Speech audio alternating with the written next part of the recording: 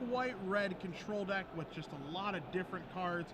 But 4 Blood Baron is the standout here, and with the Aristocrats, both versions doing very well. You know, if a lot of people in the room are playing that deck, Blood Baron is a fantastic place to be.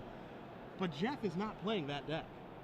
No, Jeff's on a 5-color control deck, base green, with Farseek to help out with that mana. And he's got a bunch of creatures too. 2 Snapcaster Mages, 2 Thragtusks. He also has 3 Blood Baron of Vizkopas, 1 Assemble the Legions he lists as a creature. And then he's got a Rakdos Keyrune and 3 Garruk Primal Hunters to round out kind of his threats. And he brings it all together with 4 Abundant Growths. Okay. Card we haven't seen in a while. And 4 Farseeks, which he's just cast there to get a land. So the spells in Jeff's deck, he's a 5-color deck. He's got 2 Syncopates, 3 Bonfire of the Damned, 3 Pillar of Flame, 2 Turn and Burn, 3 Far and Away, and 3 War Leader's Helix. So it feels kind of mirror-ish, but Jeff's got a few more options going on. Yeah, and the one thing that Jeff can do that Randy can't do is accelerate his mana. Randy has 1 Rakdos Keyrune to accelerate, where Jeff again does have those 4 Farseeks, excuse me.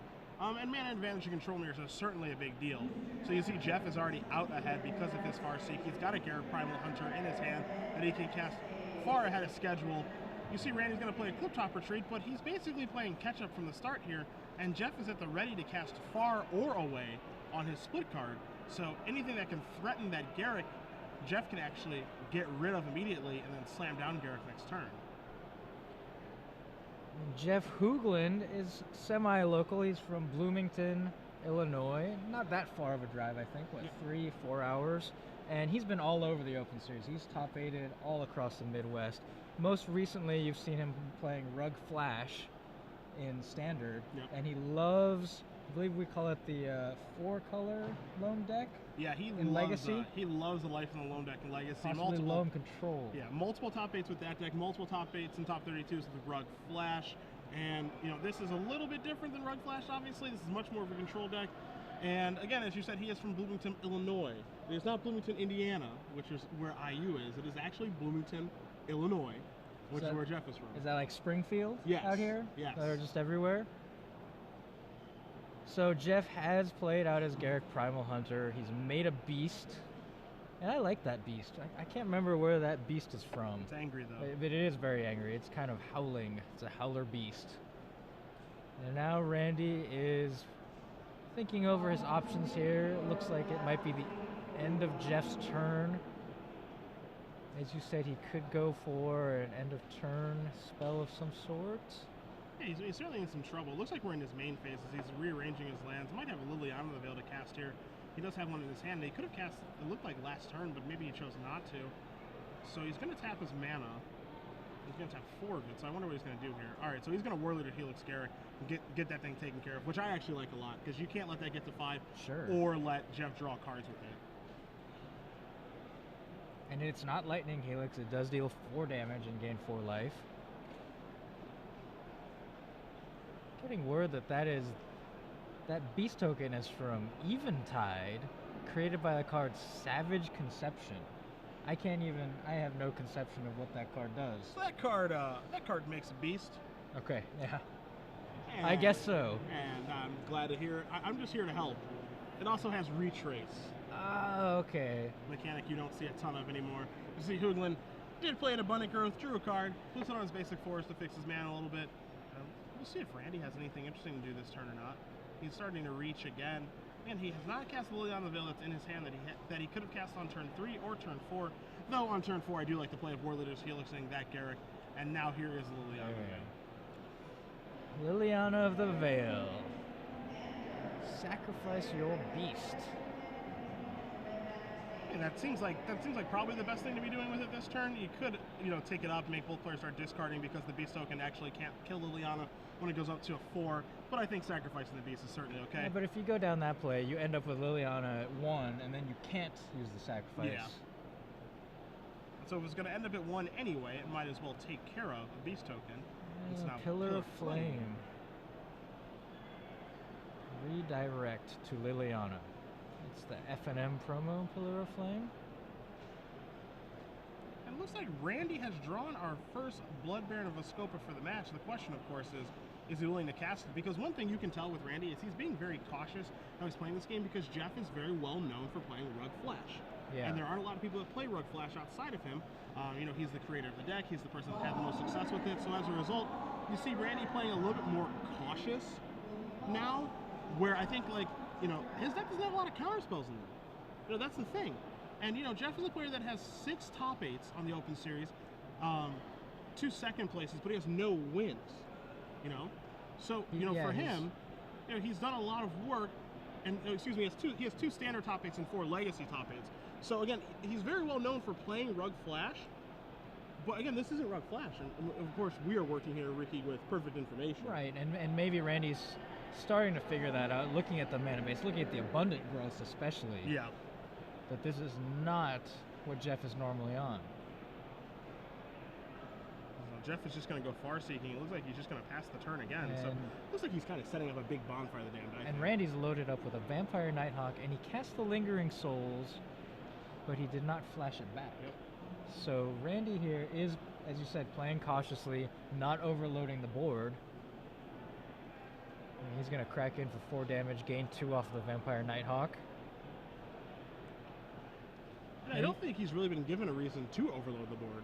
You know, like, he could flash back his Lingering Souls if he wants to, but he hasn't really found much of a reason to do so, as Jeff carefully draws his card in case it's a Bonfire of the Damned.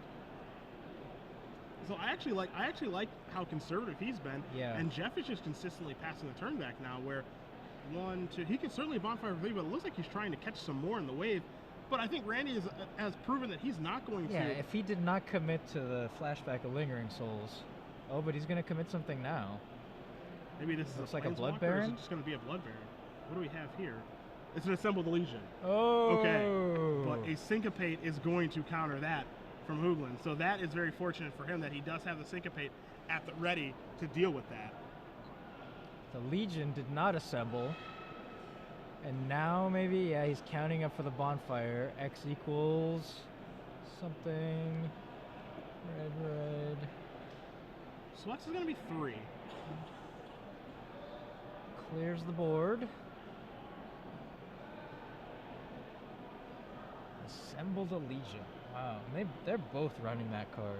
There's a 1-of over here on Jeff's side. And a 1-of over here on Randy's side. And it's a card that can win the game all on its lonesome. Now you're going to see a Bonfire of the Damned getting miracled here from Randy. It's going to put Jeff down to 5. But if you're Jeff, I think you're pretty happy that this happened, because yes, you do go down to 5. You end up taking 5. You can die from another Bonfire of the Damned. But the thing is, he gets to take a turn off. You know, Randy's turn is just Bonfire of the Damned and pass the turn back. As Jeff draws a War Leader, he looks off that abundant growth.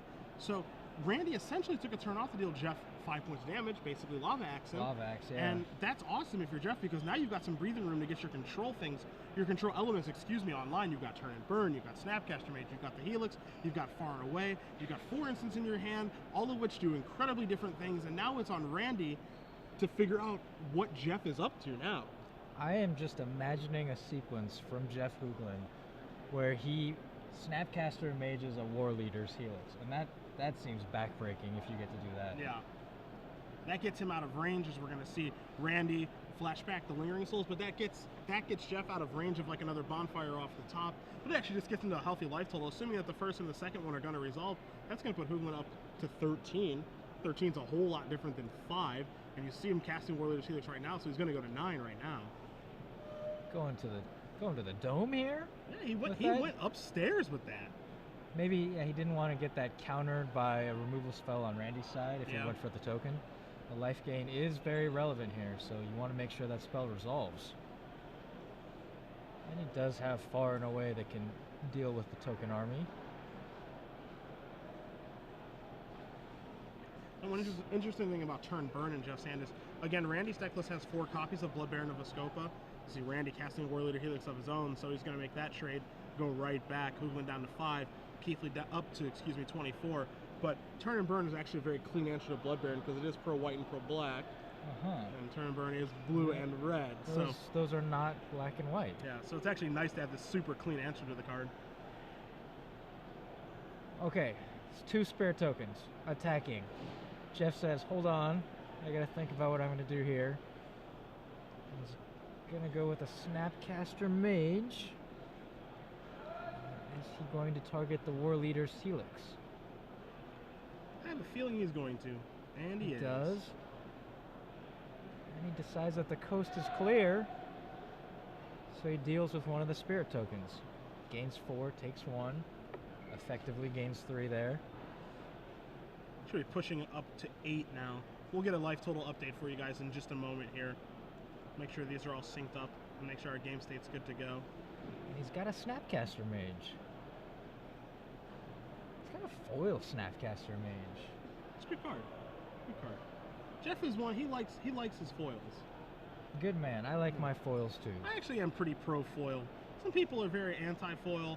I think again, it's one of those things where it's very polarizing. Either you love it or you hate it. I love a good foil. And he's gonna tap and make a Liliana of the Veil. That's his second Liliana of the Veil this match. Oh, and we got a little jostle there. So, what are you gonna do? Are you gonna get rid of the Snapcaster Mage? I think you're going up. You see him reaching towards the 1 or the 4, which are conveniently right next to each other on the dice. On the die, Goes to excuse 1. me. I'm a little bit surprised by that. Because now Jeff is able to cast far, bounce his own Snapcaster Mage, and get even more value out of that card. Assuming that Randy doesn't have a removal spell for it in response. Which he does not. And if he had a removal spell, he would have used it either to fizzle Jeff's War Leader's Helix on the Spirit, you think, or maybe even just kill the Snapcaster outright and +1 the Liliana. So here we go. Looks like, let's see, what is Hoogland do? Okay, so it looks like he's going to cast Snapcaster Mage in his main phase. It looks like it's going to be Bonfire time, yeah. Flashback of Bonfire, that's a big game. So Bonfire from what's going to take care of the Spirit, it's going to take care of Liliana. So this is a pretty gosh darn good turn. And Randy's down to an empty board except for his lands. He's got a lot of cards in his hand. Again, he still does have that Blood Baron of a Scope in his hand that he has not slammed down yet. He's been holding that for quite some time. Yeah. He's just waiting. He's going to go with Olivia. Still waiting. Well, he can grow Olivia here. Killing the Snapcaster Mage. He's going to shoot Snapcaster Mage. Olivia's going to grow into a 4/4. Jeff says that's fine. I don't mind. He's got turn and burn. Now, one thing that some people are confused about with turn and burn is how it counters. It's how it works with the counters. You being a judge and all. Yeah, the counters calculate after the creature is turned into a 0/1. So if there was an additional counter on there, yeah, turn and burn would not kill it. Correct. This is actually something that we saw happen a lot in week 1 when Dragon's Mace was released with just with counters. But in week 1 when we were in Somerset, a lot of people just did not understand the interaction. There was at least twice on camera where someone would actually turn and burn, and it would not kill the creature because of the +1/+1 counters. Was this the team sealed portion? It was actually the constructed portion. Constructed, okay. Yeah. And the team sealed portion, seeing that mistake does not surprise me. Again, if you're not used to that interaction, because we haven't had a card like Turn for a little while. The last one we saw was like Avenize. Turn to Frog. Yeah, Turn to Frog. The other one was Snake Form. But you don't see those cards a ton. Form. Yeah, you don't see those cards a ton. And it can really cause some difficulty with the rules if you're not familiar with them. So Blood Baron did finally come down. Hoogland took care of that, so Blood Baron is gone. You see the last 2 cards in his hand are the Turn and Burn and the Syncopate. Yeah, Jeff had the Bonfire there for the Blood Baron. He had to read it to make sure, I think, that he had the right protections in his head. Yep. So here's some mana. Here's another Olivia. And again, Jeff has Turn and Burn at the ready. Does not mind that. Draws a Farseek. He's going to cast that right away. And the Vampire Control, we see it come out with the Blood Barons, the Vampire Nighthawks, the Olivias. But Jeff Hoogland's had the answers. He's had the answers in Turn and Burn, Bonfire of the Damned, War Leader's Helix. He's dealt with all these vampires. He has another answer at the ready in his hand. Might as well call him Jeff Van Helsing at this point. The question is he going to take, you know, the thing here now, he's at 8 life. He's kind of balancing his life, using as a resource. Is he going to take 3 from this attack? Or is he going to turn and burn this and put the Syncopate shield down? Because it looks like Randy is organizing his mana in such a way that it's very obvious he has a spell to cast. Yeah. So he's going to come out with Lingering Souls. Gotta syncopate that. 1, 2, 3, 4, 5. He has enough to do it. And you see him reaching, yeah, so he is going to syncopate this for 5. Randy has 4 mana. So that's going to get exiled. And now he's got to take a hit from Olivia and move down to 5. 5 is okay. I mean, you're out of War Leaders, Helix. Bonfire will still get you. Jeff draws a Thrag Tusk. That's a pretty good draw. Ooh-wee. And he has enough lands, Ricky, to actually play Thrag Tusk and both and fuse Turn and Burn.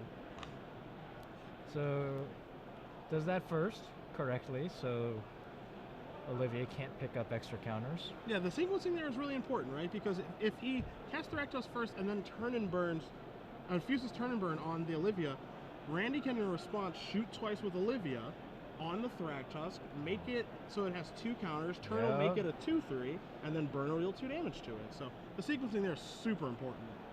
No cards in hand, says Jeff Hoogland. All I got is a Thrag Tusk, man. Deal with it. All right. Murder.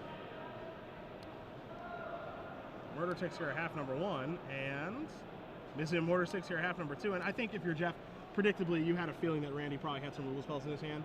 You know, he's this white, black, red control deck. I haven't played very many creatures worth killing, so it's pretty easy to deduce that he probably has a removal spell in his hand. Is it a little surprising to see Randy go all in there immediately with both removal spells? I don't think so, because again, you don't really know what's in Jeff's deck. He's got all these colors, and as Randy casts a Blood Baron and Jeff actually has a Snapcaster Mage was his draw. Now he's going to syncopate that. That's a heck of a draw step there from Hoogland. They're both top decking here. Yeah, but the thing if you're Randy is like, you don't know if Jeff has a card like Rakdos Return in his deck. Okay. You can just top deck and like clear out my hand. So might as well get these cards out of the way. That like I'm not going to take damage from Thrag Tusk anyway, right? I don't have much interest in that.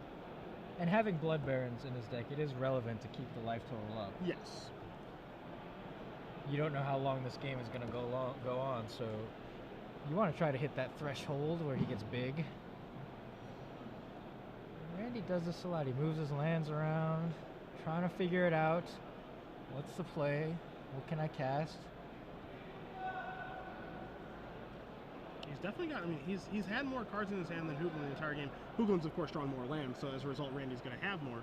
And you see him going to cast Bonfire the Dam. That looks like it's going to be 1, 2, 3. Yeah, so it's going to be for 3. Jeff's going to play a land. He's going to say go, and I think Randy has a Pillar in the... Well, Pillar's not actually going to do it because he gained life. So Jeff he's doing okay. He's not doing great, but he's doing okay. He's not dead. Randy's just doming him all the way. We're going upstairs. There's a Sacred Foundry. There's a Sire of Insanity. That's a reason to cast that. Yeah, their hands go away. And Scoop, wow, Sire of Insanity. Yeah. The control killer. A card that Keathley has 2 of in his main deck. Draws one of them finally. Hoogland was playing off the top anyway. He drew a Forest. That doesn't answer the Sire, and that gives game 1 over to Randy Keathley. Wow. So much back and forth there. And Randy always kept ahead by just a little bit. He was the one dealing the pressure there, because even when Jeff did establish a board presence, Randy had built up so many cards in hand. He just started throwing removal and everything. Yeah, he didn't really care. That entire game, it looked like Jeff was always just trying to catch up. He was never ahead. You know, he was playing purely reactive, but he was never able to get anything on the table to actually turn the game in his favor. He never drew one of his own Blood Baron of the Scopas, which his deck actually has a pretty difficult time dealing with that. But we're going to take a look at Jeff's sideboard first, because he is down a game. He's going to be on the play. He's got his back against the wall right now, so what can he find to actually help him here? It might take me the whole sideboarding period to read this out to you, Cedric. Every card in his sideboard is either a 1 or a 2 of. So let me tell you the 3 2-ofs first. Abrupt Decay, Evil Twin. Okay.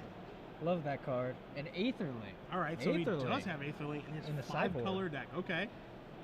And then the singletons, I mean, who knows what's going on here? He's got Electrickery, Pillar of Flame, Detention Sphere, Far Away, a second Assembled Legion, Curse of Death's Hold to deal with your opponent's Assembled Legions, Duress, Cavern of Souls for an extra land to do what? Naming what? I guess Vampire, if you really want. Push that. Or Aetherling. Yeah, it works with the Aetherling too, naming Shapeshifter. And then I can't even pronounce this card. I knew it. This is the card that gives me the most grief when I'm doing commentary, and I'm going to pronounce it wrong right now. Should I try first? You can go since first. You've done it? Yeah. I'm going to say that this card is Sepulchral Primordial. All right. It's the Black Primordial. That's what I call it. Sepulchral Primordial. I think we go with that. Sepulchral. Let's hope he doesn't board that one in so we don't have to say it again. How about that? I mean, I think. What is he going to bring in here? The Aetherlings? I think like the Aetherlings, the Cavern of Souls. I actually like him bringing in the Curse of Death's Hold because we saw Lingering Souls and we saw Assembled Legion from Randy, so I actually like Jeff boarding that in. I'm perfectly fine with him boarding in like a Detention Sphere because we know that Randy has Planeswalkers and it gives you an out to Sire of Insanity once its effect actually resolves. Far and Away again, also fine. The additional Assembled Legion, also fine as well.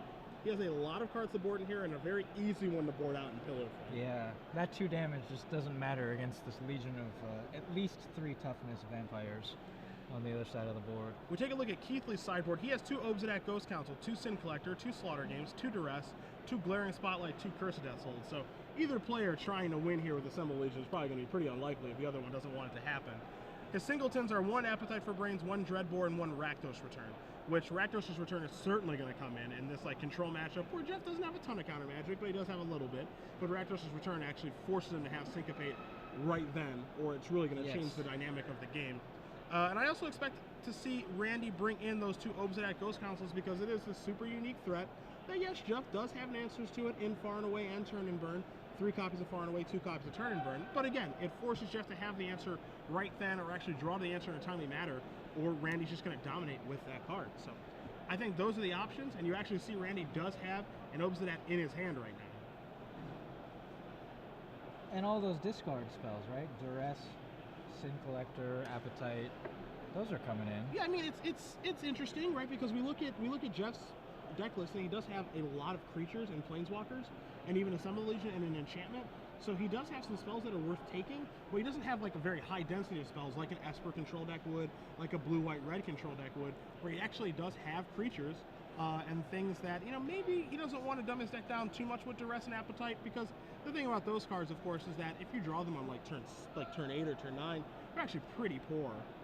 Meanwhile, back on the board, Randy went for the value play of Liliana of the Veil, ticker up 1, discard Lingering Souls, but Jeff had the answer with War Leader's Helix. So the board is now clear again. I like to call that card Planeswalker's Helix. Planeswalker's Helix. That's often what I see War Leader's Helix targeting and controlling or opposing Planeswalkers. Randy's got a second Liliana of the Veil. Gonna continue to eat away at Jeff's hand. And this is a good game plan for him to have. Jeff doesn't really have card advantage in his deck. Snapcaster Mage is probably the best card advantage he has, other than bonfiring away a bunch of creatures. But Jeff has another War Leader's Helix for the second Liliana.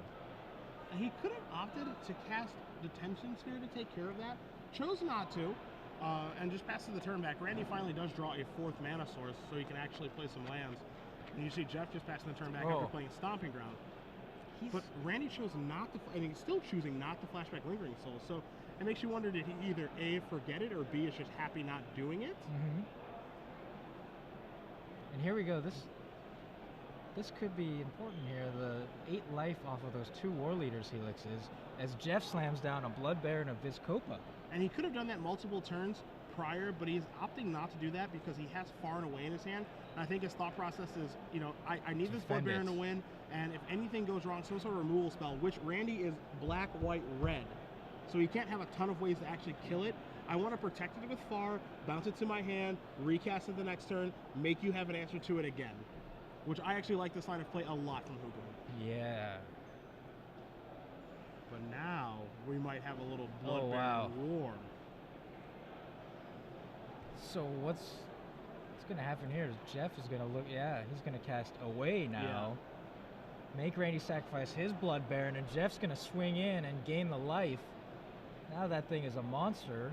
Yeah, so that's going to push him to 30, and you brought up that point where those 2 War Leaders helixes gain him a bunch of life and turns everything around, but Randy off the top of the deck.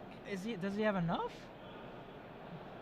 One, two, three, four, five. He has 7. He's got enough mana for this bonfire off the top. It's a miracle. Yeah, so he has enough mana, and the other thing that makes him so that he has enough mana is because Hoogland's actually going to end up taking damage, so it's going to shrink the Blood Baron. Because he goes up to 30, but then it shrinks it, and then state-based effects, it's going to have that damage on, it's going to be a 4/4, so it's going to die. Oof. And it also mattered big time there that Jeff had to use his far and away. And we weren't sure if he was going to board it in, oh. but he did, so we have to try to say it again. Sepcurial, Primordial. Sepul. Did he spell this right? maybe he's trolling us with how he spelled it. I'm gonna look this card up. Either way, it's in play. It brought back a Blood Baron with it, and now Randy's in a world of trouble. A world of trouble. Yeah, Ghost Council, that doesn't really do it. I mean, it eats away at Jeff's life a little bit. Okay, Dreadbore, that'll get you back into the game. And now Obsidat goes away. Alright, so Blood Baron versus Obsidat. A fight that typically Blood Baron wins. I would have to imagine. It's pro-white, it's pro-black. It can block it. Lifelink. Yeah, lifelink if it wants to start racing it, which is what Hoogland's gonna do. Start racing it.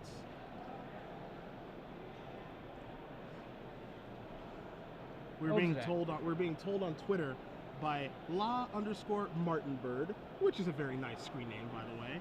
That is Sepulchral. Sepulchral. Okay. Primordial. Thank you. It's one of the few cards I actually have difficulty pronouncing in this game of made-up cards and made-up words. Sire of Insanity here from Randy. So Randy's pretty much taking a stand right now. He's saying, all right, look, I need to play this, and the race is basically going to be on. Pillar of Flame's going to go upstairs. I'm going to discard it anyway. Sire resolves. You see Hoogland's hand. He's got a Bonfire of the Damned and Detention Sphere, 2 cards he can't cast. Yeah, he gets stuck with those sorcery speed cards in his hand. They're going to go away. And so he's going to blink this out. Trigger. Yeah, trigger. Wait a minute, trigger. He may have forgotten his trigger. Now he's pointing it out. Yeah, now he's pointing out, but you have to announce that. Yeah, he would have had to set something at the end of his turn when the Obsidat triggered to say also, Sire trigger or lose your hand or something. Yeah, because he did announce his trigger for the Ghost Council. Yeah. So as a result, he also does have to announce his trigger for the Sire Insanity, and that's probably what Hoogland's saying right now is, hey, that's your responsibility. If he did not say anything, then I would probably rule this a mistrigger. And it looks like that's what the table judges said. Yeah. And so now Bonfire of the Damned for 4 is going to take care of the Sire Insanity. Jeff still has the Detention Sphere in his hand. Blood Baron is coming across, and now we have a completely different game. Oh, wow. Because of one missed trigger. Yeah. And that's a case where this is where the new trigger rules come into play. And Randy had every opportunity to use that trigger because at the end of his turn, he had the Obsidat trigger. Yeah. So at the same time, he can be like, also lose your hand. Yep. But he did not make any kind of indication of that happening. So now you see, wow. So Randy's going to fight back. He missed the trigger, yes, but he's got an Obsidat blinking in and out and attacking, and he just top decked a Blood Baron of Escopa. So Jeff's got his. It's not over yet. Yeah. It was a big play. It was a big thing in this game, but it's not over yet. Jeff has his, Randy has his, and Jeff draws a Blood Baron himself. So back and forth we are going to go. These life totals are going to be moving up and down and all around. And he's got that Detention Sphere that can't target him. It doesn't do anything. I mean, you'd think like, oh, well, you could just get rid of them all, but no, pro-white. And it's not like he's going to be able to catch a Ghost Council there. That Ghost Council has no reason to stay around. No. It's facing down pro-white and pro-black creatures. It can't block them. It can't attack through them. Might as well drain and gain while I can. Drain and gain. Did you just name a future split card? Well, if I did, I'd like to copyright that and make sure that I am paid the appropriate amount of money when they make it. All right, $0.00. That's is correct. your right. So now Randy realizes right now, he's like, I don't have a choice. I have to attack. I'm at 8. You have 2 pro white and pro black creatures. I have to come in.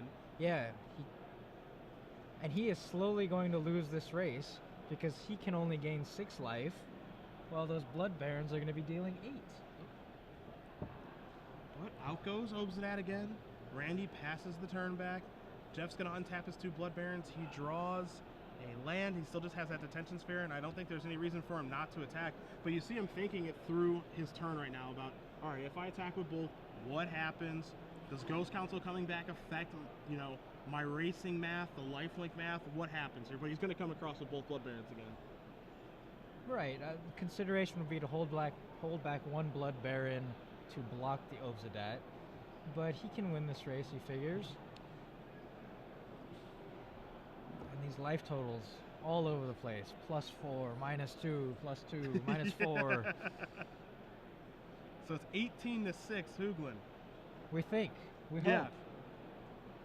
But Randy's tapping mana. That means, oh boy, what is this? This Bonfire? What is this?